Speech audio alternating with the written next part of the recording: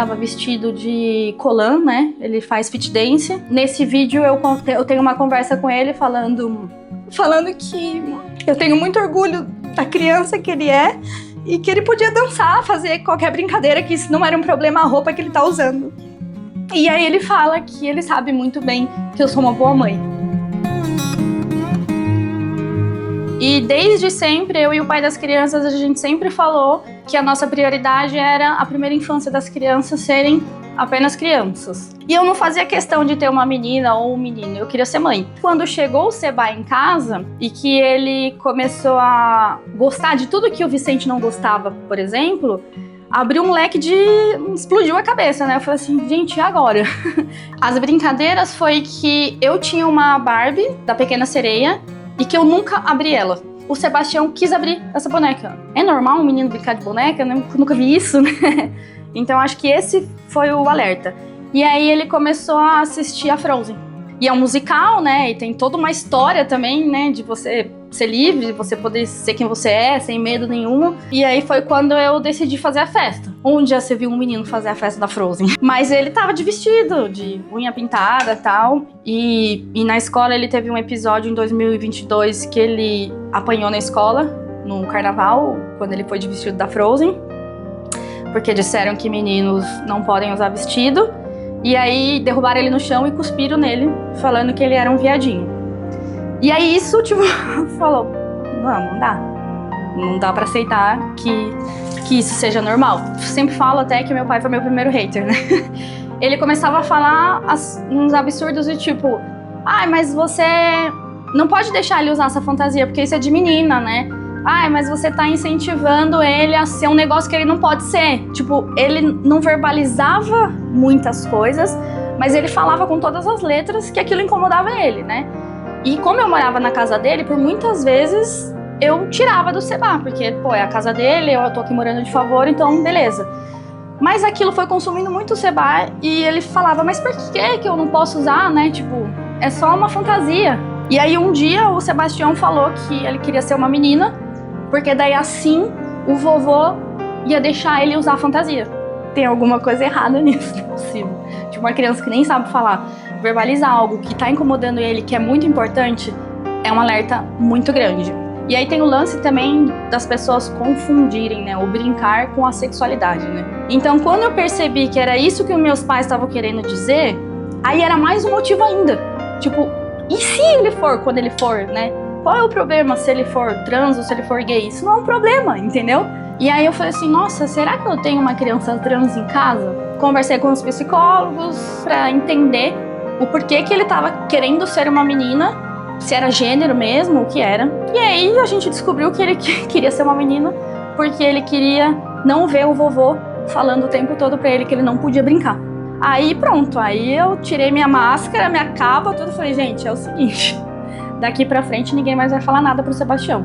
Daqui pra frente a criação do Vicente e do Seba é sem gênero. Brinquedo e roupa é de pessoas. E eu não desisti, porque eu só tinha duas opções. Ou trancar o Seba dentro do armário e correr o risco dele se tornar uma criança e um adolescente infeliz, e a gente sabe o que acontece depois.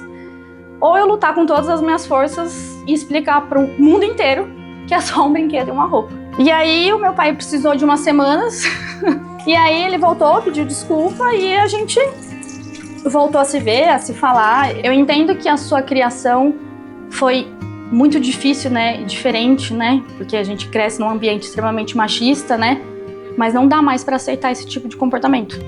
Daqui pra frente eu vou quebrar esse ciclo. Ou você vai comigo, ou você vai ficar aqui pra trás.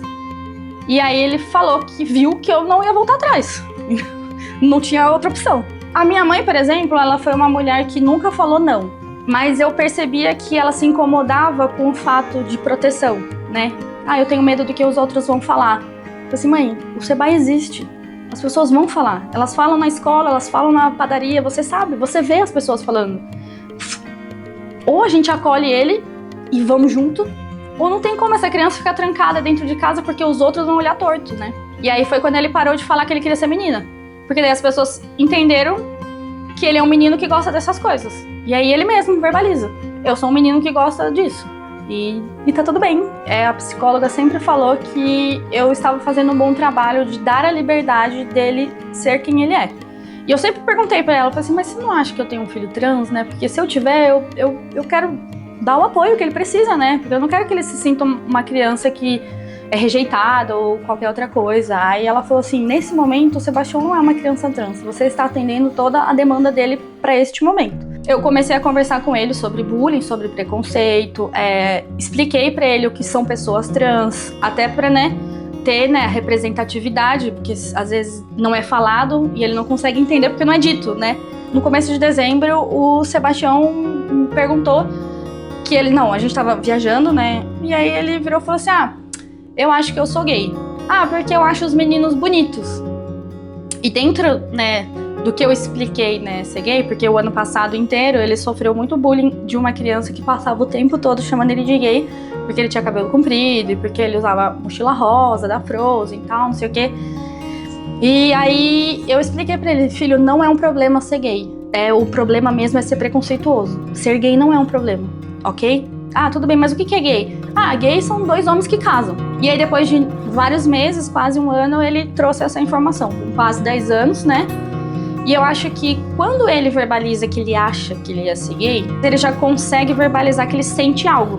Que é normal entre as crianças de 8 e 11 anos terem as suas primeiras paixões, E todas as coisas, até porque hoje em dia tá tudo muito avançado, E aí eu expliquei pra ele, falei assim, tá tudo bem, Você gostar de meninos, não é um problema nenhum, isso dentro de casa, mas eu gostaria de te lembrar que criança não namora.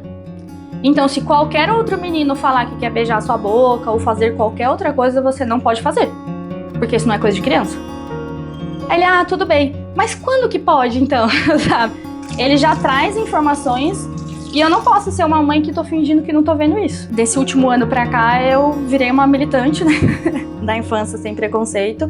E eu decidi que eu não ia permitir que nenhuma pessoa falasse da minha maternidade, seja ela qual fosse.